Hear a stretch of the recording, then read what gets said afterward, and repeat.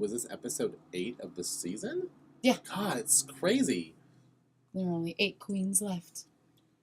Right. It's so bizarre. Well, hello, and welcome to yet another episode of Shady Ladies, the GAMbIT Magazine's RuPaul's Drag Race podcast. It is I, Samiracle, joined by... Margaret Poupard. Hi. Hi. Oh my God, this episode had me gagging, like dying and living all at once. I know. So you're a zombie right now? Some kind of undead creature. I feel like I was slayed and brought back to life just in time for Easter. Oh my God, you're like Jesus. It's a true RuPaul-a-day. Oh my goodness, you have risen again. I know, this episode did all of that. Hopefully an angry John didn't kill you and that's you're reborn from the ashes now. And crystallized as some fucking chicken. I don't know what the fuck that look was. She looked like My Little Pony. Like Kennedy a fucked Davenport, up My Little Pony. Like stabbed by a child. Like, I thought she said something about a chicken earlier, and for some reason I was reminded of a chicken. I was going to say cock, but I'm like, no, it's too easy. It's just clearly like a dead chicken. But... oh my God, we're getting ahead of ourselves. Like a dead rooster. Like, it was she had so a bizarre. Rooster-esque feel. I mean, she said she had no idea what she was going to be doing for that runway challenge. And I'm like, everyone else clearly had an idea, and they all had pretty good ones, actually, because I loved almost every single look. Well, the theme was fabulous. The theme taken was so from my great. Favorite movie, Death Becomes Her. Death Becomes I was pretty Her. stoked on that. Hashtag Death Becomes Her, and it really did, like, every look on the runway, except for Candy Ho, which was not a bad look. She looked beautiful, but it was not, like, the greatest idea or look. And then, of course, Kennedy just didn't... well, apparently her story made everybody laugh and Untucked, but I was just, like, so bewildered. Well, I think it's, like, a lot of things that Kennedy says where you're just like, I'm a laugh now. Like, it was just weird. So odd. I'm like, I don't think that's real. Like, that's just what you sort of came up with to explain it. I mean... you just wanted to put jewels on your lips and your face and everything, and I don't know what the feathers were all about. I mean, she could have just been like, Mr. Freeze killed me. That would have even been funnier, like, I'm Poison Ivy, also just killed by Mr. Freeze. Like, I'm basically, like, the villain from that one. Batman Forever. Batman Forever. I saw it again recently. I was in urgent care because of my back. Oh, no. And the movie that was on was Batman movie, and I was like, well, I guess this is what I'm doing for the next 2 hours. And they were playing it with the director's commentary. What? I don't know. I feel like they'd watched the movie so many times, like, I can't listen to the dialogue anymore. We have to put something, director's track, we'll put that on. Oh, Lord. And I was like, oh, dear God. But, like, yeah, like, there was just so many other places Kennedy could have taken that idea. Because I think that was, like, one of my all-time favorite runway challenges. Yeah. And the execution on every level for most of them was so high, I was like, okay, damn, like, my heart exploded again and again and again. Yeah, you should have borrowed Violet's respirator from the runway show. I should have. I was like, finally, after all this time, in this episode, we finally get to see not only the corset, that amazing drawn corset that looks like, old anti-feminist images of women, who, so it's such a slaves to beauty, they had to, like, draw their waist as small as possible, like, those horrifying images, like, somehow it was fascinating and great to me in this context. I was just impressed with the ability of her to stand. I know, like, she said in her interview that, yes, everything from the waist down is numb, tuck included. And I was like, girl, I bet that is 100% accurate. That is dedication right there to your art. But Violet looked like a Barbie doll. That was just a fabulous look. And yeah, I could see, I mean, that's why you've been waiting for it. And like it finally happened, and we finally got to see like the full look of Max's. I was gonna say, I like the full look that Violet pulled together too, from like head to toe. I loved her hair and her makeup. I thought her makeup actually was the prettiest she's looked. Yeah, and like, she already looks like beautiful. She's already very pretty, but I mean, the makeup job was just like, I don't know, I guess it was maybe a little bit more subtle than she usually does, and so it just looked very natural and very pretty, and which is weird, because she also had that extreme corset, so the juxtaposition was actually really interesting to see. But Max's outfit, I thought, was like kind of like the most on the nose, but I loved it the most, too. Also the fact that he carried the bloody heart in the little, like, on the white satin pillow and I the was clear so plastic curious, box. like, what that was made out of, like, how they Like, you fashioned. brought that with you? Yeah. You packed this? Like, And so, like, if you did bring this with you, then this must be part of your act. So what the hell do you do during your act? that's another one that I Right? need to see what they're gonna do in a performance mode. And Kennedy even said, like, I want to see Max lip sync for her life. You know, I just want to see her like actually have to perform. Yeah. Like, you know, because I mean, she performs obviously in like acting challenges really well, and like she's done well in all these performance challenges. It's just that like we want to see her do the lip sync just to see what she would do. How can she do it? Does she have that kind of mobility? You know, because she has a very sort of slow and regal type of, you know, persona and movement. Yeah, it's hard to imagine her letting loose. So it is hard, but she clearly does, because we saw her like as the old woman when. Like, you know, like when I thought this was great. Like, we're really seeing all these different areas of drag, like drag going into all these different areas that I don't think I've ever really seen it before. I've never been to a drag show where they asked you to envision what your drag persona would look like as an old woman, what they would look like if they were killed. You know, I'm not saying what I've seen in drag shows and drag clubs is not amazing. That's why I love going to them, is because they are truly amazing artists in several mediums, you know, formed into one. And so, and every show is different, and every theme is different and dependent on what queen you're watching. But I see what you mean. I like to see them like being asked to think in a different way about their drag. And it's like, this was such like all hands down. Like, I loved the mini challenge because it was a chance just for us to look at a bunch of hot dudes' packages and really tight, beautiful underwear that features it. Yeah, after Ru like explained all of the rules to the game of that, I was like, what is happening? And when they immediately cut to Katya being like, I don't know any of the rules of the game, but I'm just going to blow them all. I can't say that on TV, and everybody starts laughing. Because it's like, oh, it's amazing the things that you can and can't say. Like, standards and practices is a bitch. I mean, people more educated than us in the form of what you have to do and say and what you can't do and say for the FCC have gone on really good rants about the weird subtle differences between being able to say like pussy or being able to say pussy and not being able to say vagina, and being able to say nipple but not boob, and like these weird discrepancies that I don't understand the logic behind whatsoever. So I'm not even gonna worry about it, because we heard her say blowjob, so it's fine. It doesn't matter what you think. But see, the thing is that they made silent. I don't know if they bleeped it or just made it silent, but they bleeped out the word blow. Oh, see, and then there's also shit like that where you can bleep out parts of it and you know what it is. And we all know exactly what. For some reason, it was so obvious. Like, I thought I heard her actually say it, and like I went back and watched it again, and I think they actually like, bleeped it out. But like, I don't know, something about the movement, like the way she like actually speaks and her actual demeanor. It just seemed totally obvious that she said blowjob, and I thought I heard it. Same. But yeah, that's why she was like, I can't say that. So they had to, like, well, that's clearly what, like, we all got it. Like, everybody got it. Like, you didn't actually solve anything. Just like I could tell that Pearl said fucking when you, like, just say the fucking line. Even if you went, say the line. Like, Twice over, the queens in little cutaway interviews spoke for the audience. Really, when things a lot are, in this like, episode. We're either confusing or we're crashing and burning before your very eyes. It just had everything. Like, there was the mini challenge, as we said, which, like I said, made no sense. It was like, pull some points out of a man's underwear. I'm like... It was almost like Go Fish. Go Fish, or it was kind of... I was thinking, like, 21. Oh, okay. Kind of like what you, obviously, like, you know, going over is the same as finding a monster, like the monster in their pants. I'm like, they all got a monster in their pants. I know. I can see the outlines. They're all guilty. Another reason this show needs to be in high definition. Because how are you supposed to enjoy that? I'm like, I instantly was reminded of What You Packin' from season 5, or it was, but that was like, you know, they were wearing like shorts or pants over the underwear, and it's like, okay, you pick, like, they each had a number on them, and they'd be like, okay, number 9, and then they like lower their pants to show you the color underwear they were wearing. At that time, it was Andrew Christian underwear. And then you'd have to, like, okay, then they pull them back up, and then you have to find the matching pair in this group of, like, 26 guys. But, of course, seeing, like, so many packages when you're, like, super horny, because apparently all these girls didn't bring their porn, as we heard in Untucked, with them. They thought, or even if they did, they don't have a DVD player they can play it on. That was so funny.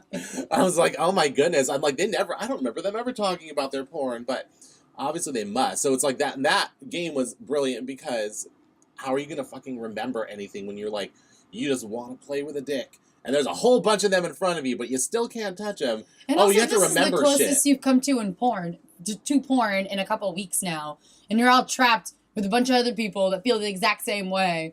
So, yeah. It's like, so I get this time it. it was just like, okay, we're just going to put like cards with numbers in their underwear, and one of them will have one that says monster on it.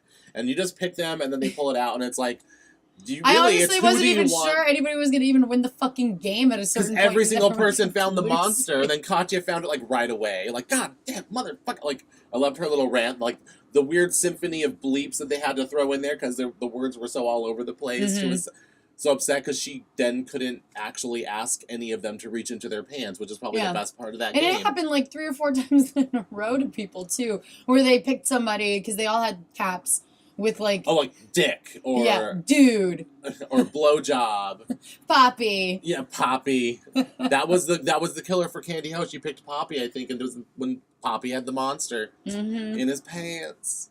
So it was all over. I thought, I'm like, did anybody stop before? That was the thing. Like, how do you stop? You just want to keep asking people to reach into their pants. Exactly. So it's hard to tell them to stop, but you have to. But even to after, win. nobody got further than like 2 cards besides Ginger Minge. And Ginger Minge was like, done. I think I've tested my luck enough. Yeah, and I couldn't agree more. She was like, okay, I'm done. And then the prize, of course, was being able to pick, not just pick your team, but assign all the teams. So she was like, okay, I'm going to pick the best people. Well, Katya and Kennedy.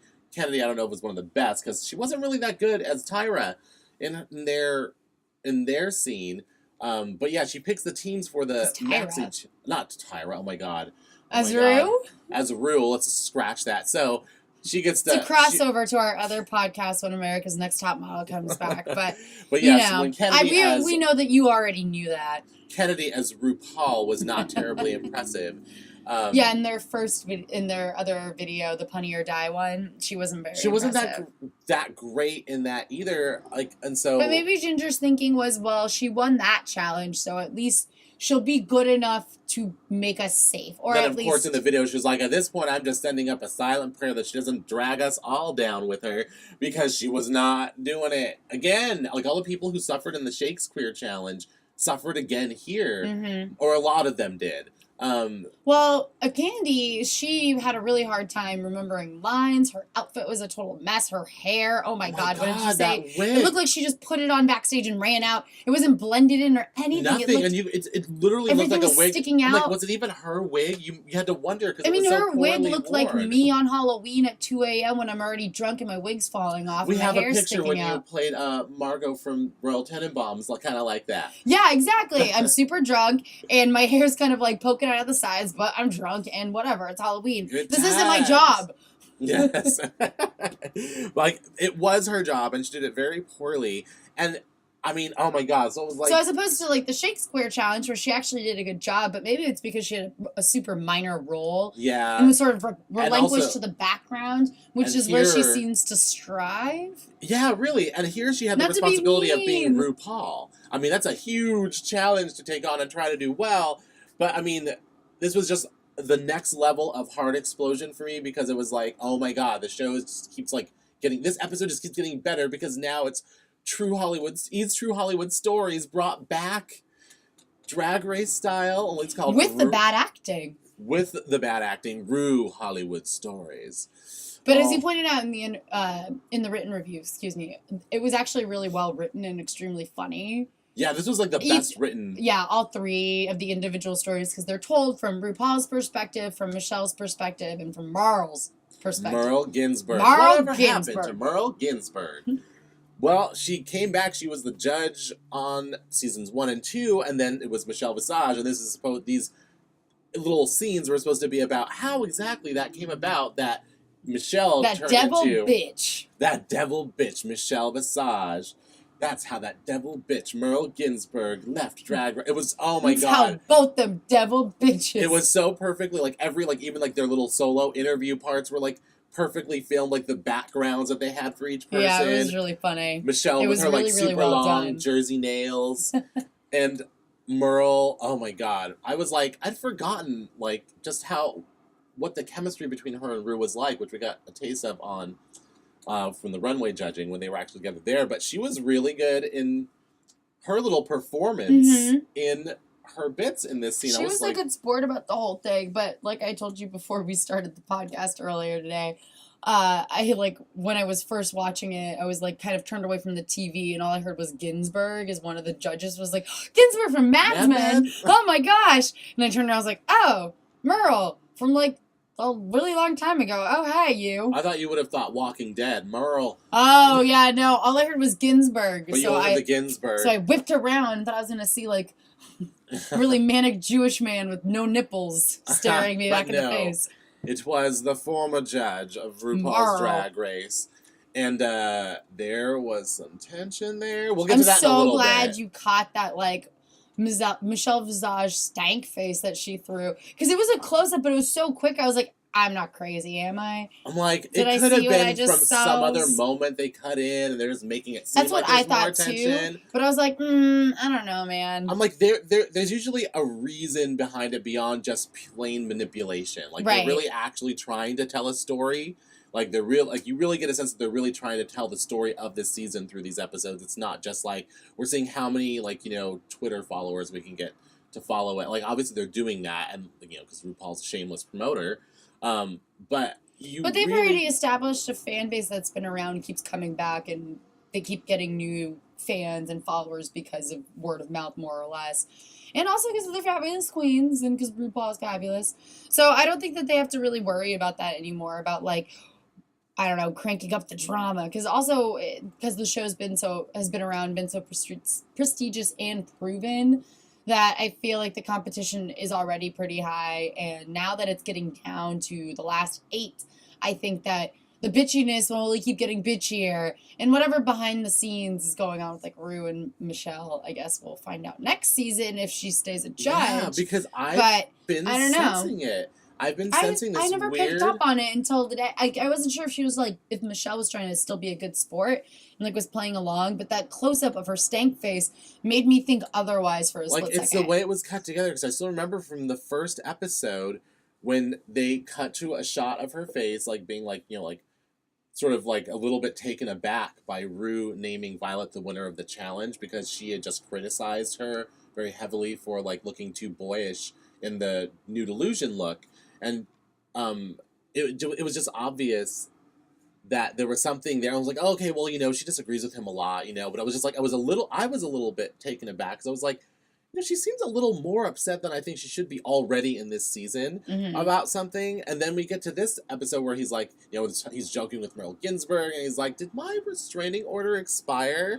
Or whatever, like, what are you doing back here? And then he's like, oh, Michelle Visage, like, it's like, seriously, like, it's like, watch your back, girl, like, ha ha ha, because she's sitting next to the girl who replaced her, like, oh, and all the scenes were about how they tried to sabotage each other to get onto the show. And then RuPaul, like, as he usually does, like, is like, no, seriously, watch your back. Like, clearly a joke, but is there something more in that joke than we think? Because when they showed Michelle's reaction, she was just like, like, there was, like, a little bit of, like, disturbedness in her look. I was like, okay, there's a little bit more going on there. And then as we went through, and he was like, oh, I miss us, Merle, when they were talking about that corset maker, and how they would never see somebody with, like, a 16-inch waist or whatever in real life, and they just did. But, like, again, like, they cut to Michelle being like, I was like, uh-oh, like, this is going on for quite a long time still. And then when what was the last final moment when there was another stank face moment, I feel like, that I'm missing? Or was that the last one? That was the last one, I think. Unless you picked up on more. But you're the super sleuth, not me. So I don't know. And, like, there was a little bit more back and forth on the judging, too, with, like, Ross Matthews, who directed these scenes. Who was on point as director of the scene and during judging. He was so funny. In judging, just when she was like, I'm not asking Max to change. I just want him to try something different. That is the definition of change. Like... RuPaul laughed at it and was like, oh. Maybe that was the other Michelle stank face you're thinking about. I was just like, I'm just getting a sense that it's more than just the playful banter, like the playful, like, bitchy banter, that usually, like, the shade, like the pretend shade / kind of real shade that they throw at each other, but they all know it's in good fun, and it feels like it's slightly less good fun for Michelle lately. And I'm just noticing it. So... And, like, the whole challenge, I mean, sort of led to those feelings, too. So, I guess that's why Michelle Visage was not directing. Like, usually it's Michelle right. and Rue, like, directing together, but they were both in it as well. And even so, they've usually directed things even when they're a part of it. But this time it was totally given to Ross to direct. And he actually did a good job. I thought so, too. Like, he kept them, like, on point without being, like, too bitchy or cutting. He was trying to be supportive. Like, I mean, he let Miss Fame talk forever. Oh, my God. I would have, like, isn't somebody going to cut her off? I was surprised at how and that was nice edited he was. down. He was really nice about it. He was like, even when she was like, I just, you know, I'm having a really hard time. And Ross was, you could tell that he wanted to say something more, but he was like, okay, do you want to talk about it? And he fucking regretted ever saying those words. Oh my God. I'm like, dear God. I was like trying to find the point in there so hard because I like really wanted to feel something supportive towards her, but I was like, oh girl, I felt the same way as it was girl. so painful. Like, just say your fucking line. Just say and if you don't know your line, just say line, and that's why someone yells what your line is to you off camera so you can say it. Like, I just want, like I said, you just wanted to like shake her and be like, what's wrong with you? Her Just little stop. like 5-minute timeout for real talk, I think kind of like disrupted the flow a lot a bit for everybody. And already with people that were struggling, I mean her too. Yeah. Miss Fame, who was struggling with it as well. But then Jaden had her troubles with her lines. But with Candy Ho already kind of having a hard time with her lines as well, not being able to like remember one word at the end of something, and kind of giving the impression that she already thought like, nah, fuck it, I'm just gonna like end up lip syncing for my life again almost. Kind of that sort of resigned attitude. Didn't help that Miss Fame was like, now I need to talk about my feels. So when Ross was like, girl, I feel like I'm dating you, I was like, dude, me too. Like, seriously, I was like, you spoke for everyone right there, Ross Matthews. Like, you've redeemed yourself. And it was nice to see you do so well as a judge this episode, because I didn't feel the same about a couple other times. Wasn't as good. I think this was his crowning moment so far on the show. Mm-hmm. And like the whole episode was a crowning moment because everything I wanted to happen happened, and even more that I didn't know I wanted to happen happened. And it was just like breathless and anticipating every single moment, and so thankful for DVR at that moment because I could fast forward through the commercials and get right to it. But let's see, what was your favorite performance in all of the scenes? Because obviously Ginger and Katya were like right up there. Stole the show. Yeah, no, they were great. Even though I thought Kennedy's Rue was problematic to say the least. Yeah, Swiss Miss. It was troublesome for sure. I was really impressed by Pearl and how much she went for Michelle Visage. I thought that she was really funny, and I thought that she was really selling it and kind of held together that sinking ship. But yeah. I will say that Miss Fame's acting has improved dramatically for someone who's not a performer and someone that doesn't really have a ton of acting experience. She's really made huge strides. Yeah, the food fight mud wrestling thing in the kiddie pool, right? That came up out of nowhere. Like I was like, okay, I'm with you. I'm following you. I ain't mad at you.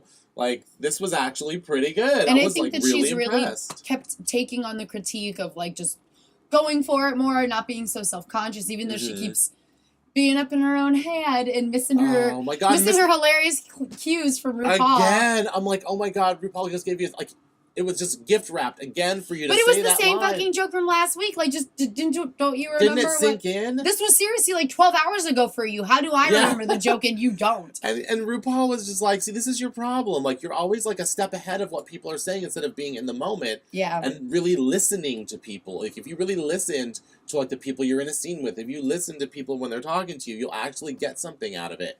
And that's why, that's a big reason why you're not really like, getting over that hurdle, for yourself. It's, so who knows if she ever will.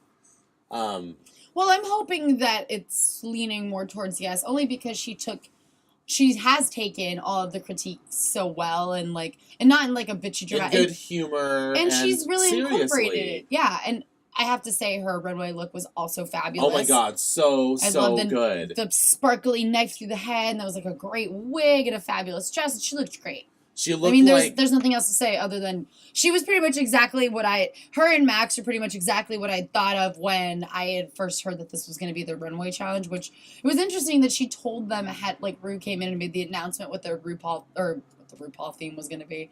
It's always RuPaul themed. With the final runway, or what the runway challenge was going to be, and what the theme was. And usually, I don't really remember past episodes that vividly, her coming in there and announcing it as such. But yeah, because it seemed like in seasons past, I was always like a little bit surprised when we got to the runway. I was finally like, oh, that's the theme.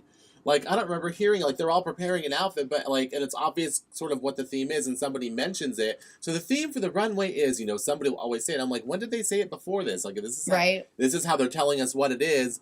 And then, of course, it's reiterated when you get to the runway. Exactly. Category is, you know, I love that announcement of it. And the category is Death Becomes Her. But yeah, it was great. I thought everybody did a really great job. Save for Kennedy's confusing...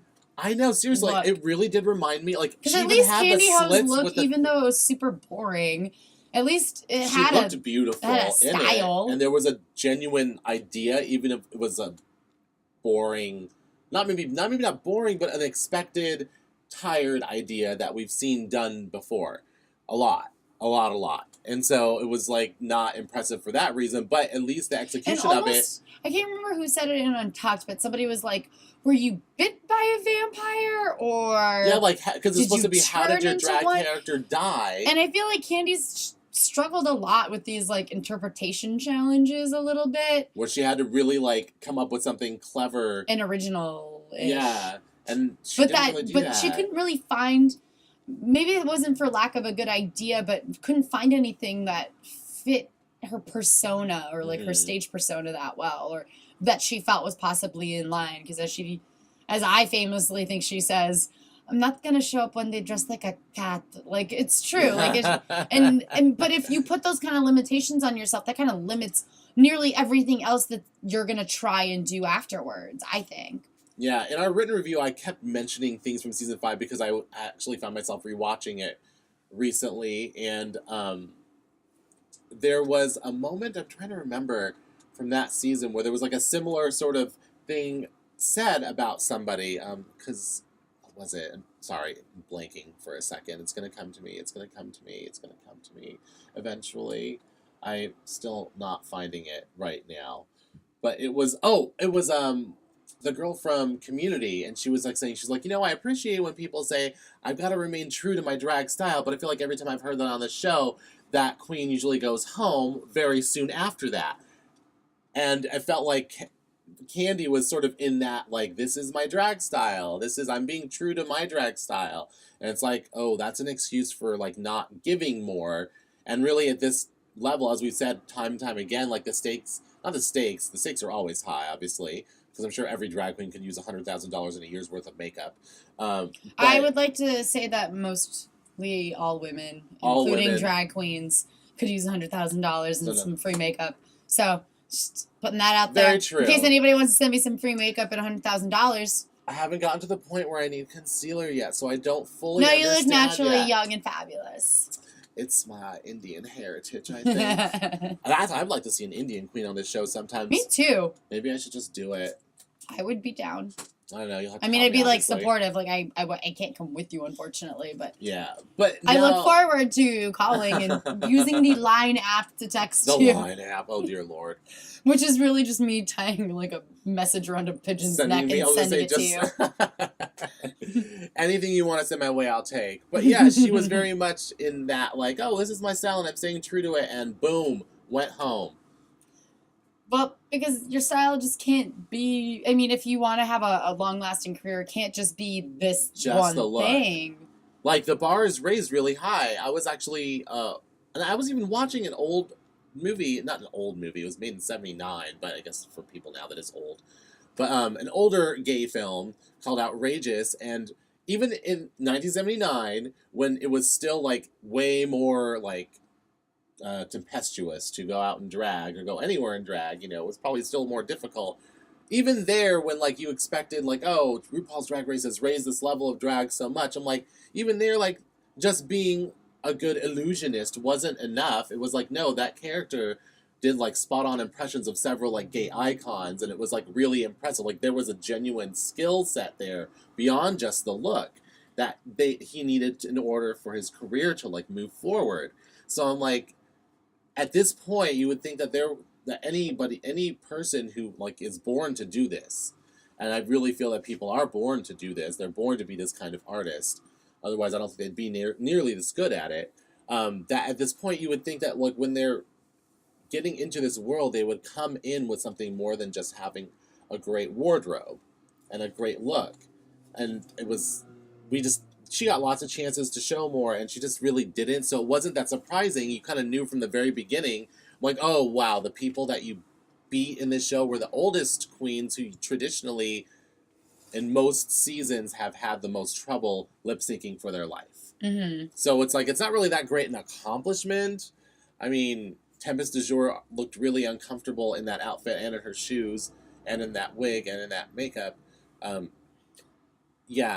So that wasn't like really going to be that difficult to take her down. Yeah, but this lip sync this lip sync for your life was actually a really, really like a really intense, good one, like the best one of the season, like in terms of competition between them, because I thought they were really evenly matched because they both were really amazing. Like, the hair whips. That's obviously also brought me back to whip a hair back and forth from season 5.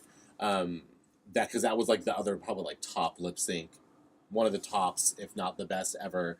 And it was hard to like pick who should win based on the performance, but really you kind of knew that Jaden was going to be going forward.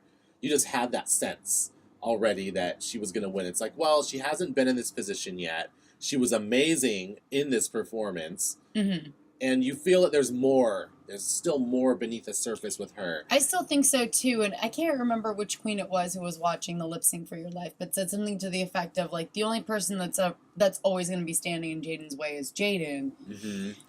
Excuse me. And so I think that as long, and that's why I think there's more to see from Jaden, as one of the judges had said during panel. I mean, when the girls weren't there, obviously, but that. Candy kind of flatlined, and I think we've seen all that there is to see of Candy. And even Ariana Grande, who was the celebrity host this week, said that she kind of, like, got lost in the shuffle of all the other queens who were kind of, like, at least going for it. And even though I had my reservations or qualms or whatever with Jaden's idea, just because he came across as a little zombie-ish, and I just thought it was kind of funny that, like, a zombie and a fucking vampire were lip-syncing against each other. Yeah. She had way more creativity behind it. She had a whole backstory. It was a very clear idea that had a beginning, middle, and end of the story. I had no real problems with it. I just found the vampire versus zombie thing kind of funny. Yeah. No, it was ironic that the two undeads are the ones that had to lip-sync for their life. And the two Ruse. And that's right, because the Ruse are the ones who really suffered in those scenes in terms of acting. Yeah. Like, none of the people playing Rue really did a very good job, and Max did a pretty good job I liked it, but see, Max, there was also a concept there that made perfect sense. He's like, oh, well, this is Michelle Visage's telling of the story, so I'm going to be Merle as Michelle Visage would see her or present her in her version of the story, which made sense, and I didn't understand why Michelle Visage was like, or no, it was Merle who actually I think didn't like it. Michelle didn't have quite as many bad things to say about that. She was just like, I'm getting impatient with the gray hair thing. I know, but I called that out last week. I was like, where the fuck is your non-gray I wig? was like, you said that. I was like, but okay. I think it's completely true what Violet said at the very beginning, which is when Max doesn't wear a gray wig, Max looks like Max. Yeah, and even as Merle, Max looked like Max hunched over in a not flattering wig. Yeah, it wasn't a very good look, but then again, he's trying to look bad. Right? No. I understand his backstory and thought process as to why he dressed the way that he did. I'm just saying that Viles. I'm tired. I'm sorry. Violet's. I like Violet a lot, actually.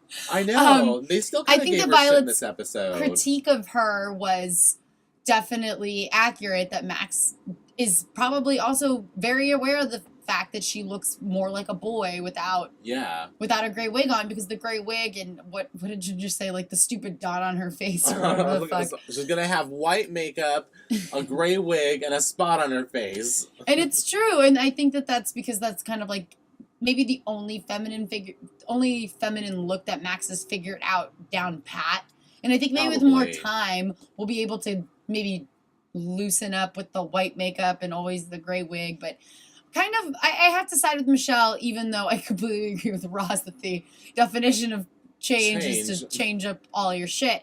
But I think that she should definitely try a different colored wig and kind of push her boundaries, because we've seen all of this like Victorian ghost Max has to offer, and I always find it so funny that she's so offended by like dick jokes and like it's so vulgar really and like talking about sex, and I find it like, very but funny. Don't you have sex? Aren't you sexually attracted to people? And it's That's not a even part like of being you have human. to share real details about yourself. Like, just make a joke. You're funny. Like, it's not all serious. Like, they don't really mean anything by it. They're just fucking shooting the shit. Don't you shoot the shit with your friends? I don't know what his life is like. I in know, Wyoming. right? What is your Wyoming, life like in Wyoming? Wisconsin. He's from Wisconsin. Oh, London, God. Wisconsin. It's or probably whatever. very cold. Because I'm trying to picture the life that he lives out there with its persona. It's this very like regal. It is a very regal old Hollywood like old star. lady. Like you know, like the star that's like, I don't put up with unprofessionalism kind of star, like very stern kind of bitchy star. But like, I've liked what he's done. But it's, like I said, like, even in Untucked, the other queens were, like, ripping her for, like, actually being bitchy. I'm like, I've seen her being really supportive of people, usually, but maybe we're just not seeing it, which is odd. Why wouldn't the cameramen show us this? Obviously, this is more drama. They want more drama. We all want more drama. But they also said, they're like, you know, she hardly puts any makeup on. They were, like, offended that she put hardly any makeup on because she doesn't really, Max doesn't really change her look that much. So I was like... Well, that explains the wig thing. So I'm like, that's interesting. So it's like really needs to do more makeup, put more into that character. And I don't know if we're going to see it or not, but still seems to be performing rather well. And Roz was like, well, you know, that's your thing. Like, I appreciate that that's your thing. That sets you apart. But I don't know if she still uses a gray wig or not, but in a tiny clip, tiny, like split second moment from the preview of the next episode where we learn that finally Snatch Game is upon us. Yay! They were very, very clever not to show us any of the actual Snatch Game panel, but there was one shot of somebody, and I looked it up online. I found somebody freeze-framed it, like, in a clearer way than my TV would allow me to, apparently. It just looked blurry every time I froze it. I couldn't tell. It's Max as Sharon Needles. Huh. So Max's celebrity impersonation is Sharon Needles. I'm really intrigued to see what Sharon Needles has to say about this. She's very talkative on Facebook, and so I'm definitely going to be following when that episode airs and following her, like anything. I just want to hear what she has to say, because it's really an interesting idea, because Sharon Needles went outside of the box by being somebody on the show, and that was Michelle Visage, and now Max is going to be outside the box by being someone who was on the show, and he's being someone who did the same thing to be outside the box. Yeah. It's like a weird, like... It's a super meta Snatch game. Yes, meta Snatch. I want me some meta Snatch. Well, I'm curious to see if Max is able to pull it off. They didn't actually show, or we didn't get to hear anything that was said. They're saving all of it, but I was just like, oh my god, oh my god, oh my god. Snatch Game is coming. I love Snatch. It's the only time I'll ever hear you say that. It really is. Until next week when we talk about the game. Yeah, and then we're going to say Snatch about 150 times. But Snatch. Anyway. Oh my goodness. So I was just like every single step of this episode, it was like, you literally were going up. How the hell do you get higher? Oh, of course, Snatch Game. That's how you get higher than this. Oh my goodness. Oh, life is beautiful. I still can't believe there are only 8 queens left. It went by so quick. Really? I was like, I feel like it went down to the single digits real fast. I was like, what the hell? Wait a minute. What? That many episodes have been on? That many? Are you sure about that? Has it been that many? Recount, please. I know. I think, yes, there needs to be a recount. We're holding up everything. My very timely recount joke. Yes, you're only 14 years behind. Hey, but, you know, some queens are, you know, all about the old school. Yeah, and I would say for the purposes of that joke alone, to make sure it lands, I am one of those queens. Old school queens. Tearing it up. Well, it was a fantastic episode. Not since Shakespeare have I been on the edge of my seat during everyone's performance, because I'm like, is it going to be as big of a train wreck? Oh, good. It is. Yes. I mean, we had the drama. We had the, like, realness, really, about Jaden Dior Fierce's family. It was very heartbreaking. You know, like, it took us everywhere. There were so many highs and, like, I guess it wasn't an emotional low. In a certain way, though, like, it was sort of spelled out for us a little bit, or at least like subtly hinted at, like when Candy, like you were saying in the beginning, when Candy walks in at the beginning of the episode and she says, I've taken out like the 2 oldest queens, like I feel like they're just putting me in the lip sync for your life because they know that I can like beat anybody or whatever. That sounds like your cue And to exit. yes, exactly. And then when Jaden started talking about her like terribly heartbreaking story about her family, and you're just like, fuck, girl, please win, because you're going to be on the bottom 2 tonight. I can tell because you're telling a sad story. I know, right? And it was just like, and I totally identified with that, which I think almost every single gay man or woman, or, you know, any queer person, I like to say queer, I think that's the term I like. It's pretty all-encompassing. It's all-encompassing, we're all queer. But, you know, like, queer people really do go through that, where it's like, I love my family, they're my family, but they don't love me back the same way. But I can't help loving them. And I have to sort of accept their own non-acceptance of me. And that's how you feel like you have to live for a while. I mean, eventually it changes, and sometimes it's for the better in some families. Sometimes it's, you know, he's like, I'm like, I'm afraid of being disowned because I love my mother. She's like my best friend, like every gay man. I mean, but but nonetheless, he's like, you know, like, I don't want that to go away, because she can't accept who I am, and, you know, I can't even really be myself in my house, and I have to, like, how do they all know you're gay.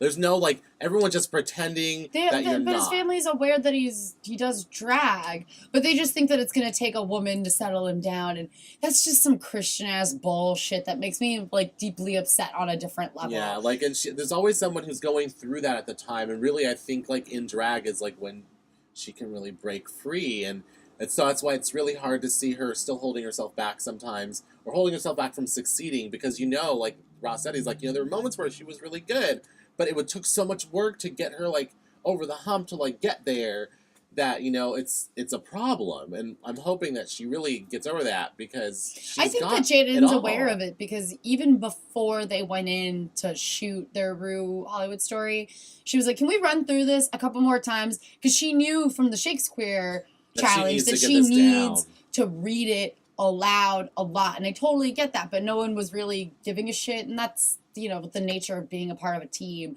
And I think it takes time to figure out how to find that middle ground when you're working on a team, like how to meet your needs, and meet your own needs, though, to make sure that you feel prepared as well, regardless of how other people might want to get prepared, because everybody does their own thing differently. Yeah, like, she started that inner dialogue, like, so far before the challenge started, that, you know, that, like, you know, like, I'm gonna fail, and I need to do something so I don't fail. It's like, seemed like the mentality, instead of like, I'm like, obviously I'm not saying she doesn't work hard, she's not trying to work hard or anything like that. Not at all, but I think that a lot of people, and when I hear her say how much she, like, wants to win this, and how hard she works, I completely understand that, like, when you really want something so bad, there is nobody stopping you usually except for yourself. Because you just get in your own head, and you have your own issues to deal with, and you usually fall back on more negative emotions than you do on positive emotions, especially considering her inner turmoil that she's going through right now as well. So it's easy to see how, when you, like you said, when you start out thinking, I need to work harder not to fail, that's setting you up to fail in its own way, when really you just have to kind of relax. It's just the hardest part to do, and just be like, I have to be as calm and relaxed as humanly possible, because it's the only way that I'm able to actually do the best that I can to not fail. Because when you're all tensed up like that, you're, like, double thinking every word, and then you're just gonna lay in bed at night and just, like, revisit every single wrong thing. And yeah, definitely not in the moment. You're gonna miss the cues from other people, because you're too, like, I mean, I think RuPaul's critique of Miss Fame can also apply a little bit to Jaden, which is when you're already thinking 4 steps ahead because you're so worried about how well you're doing, you're not being in the moment, and then you miss your cue because you're not being present with the people that you're fucking having to act with and look in the eye. That was unfortunate. Like, we'll see what happens going forward. I would love to see who she's going to be on I think that she'll be able to, Snatch Game is make or break for her. I think she'll either redeem herself completely, and it'll be this, like, you know, reverse swing or whatever. She'll be able to figure out how to flip on the switch, you know, and just, like, snap into character. Maybe because if she doesn't have to learn any lines, I feel a little bit more confident for her. Just to rely on her wit and her, you know. She's got it in spades, and she's very funny, and she's got great comedic timing. Even just like sitting around and being herself, she's hysterical. So I think that sometimes also memorizing lines and thinking I've got to get every single word in the same order right, and like not remembering that it's on camera, so you have multiple takes, and it's like, you know, the 21st century, so like it's not fucking that permanent right now. Yeah. So you can always go back and try it again. So not having to have that kind of pressure and just be like, I can just roll with it because this is just live, and like this is maybe a little bit more of like the venue that she's used to like performing in, which is live performance art, which is always very different than being filmed. And that jump is sometimes very hard for people to get over in fucking 2 hours or whatever the hell time frame they have for themselves. Yeah. So I have confidence that she'll turn it around next week, and she'll totally turn it out for fucking Snatch Game. And I can't wait to see what she's going to be. So many. And who were the celebrity guests? The real celebrity. Better be John Waters. Our dad, John Waters. That is a really big possibility. That could be the one. But would he do the Snatch Game panel? I don't know. I'm just putting it out there. Well, I know. Yeah, it's true. We hadn't thought about it for a while, but we still haven't seen him. I don't know. You're the one who mentioned celebrity judge, and that's just the first thing that came to mind. Oh, my goodness. Oh, now my heart is exploding again. It's exploding. Are we going to have to get you some meds or something? I've got the vapors. Bring me my Epsom salts. Get you a nice cool glass of mint julep. Yes, I need some sherry for my health. A glass of sherry to my health. And to another fabulous RuPaul holiday next Monday. I cannot wait. I'm seriously like bouncing in my chair a little bit. A little bit. It's a little squeaky. I can hear it. You can hear me squeak? Mm-hmm. I guess that means it's time to sign off. I'll never stop talking. Okay. Otherwise. We'll stop here then. I think this is a good stopping point. Uh-huh. You know, let's see, we got to see a lot of giant packages and tight underwear and hot guys.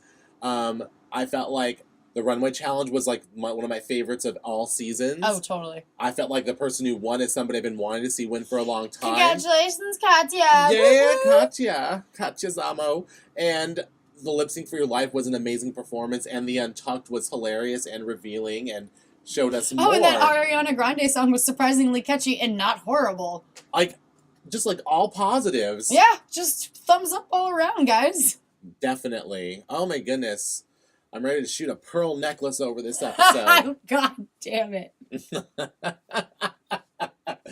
And on that note, we say, please follow us on iTunes. You can subscribe to the Shady Ladies podcast there. It's free.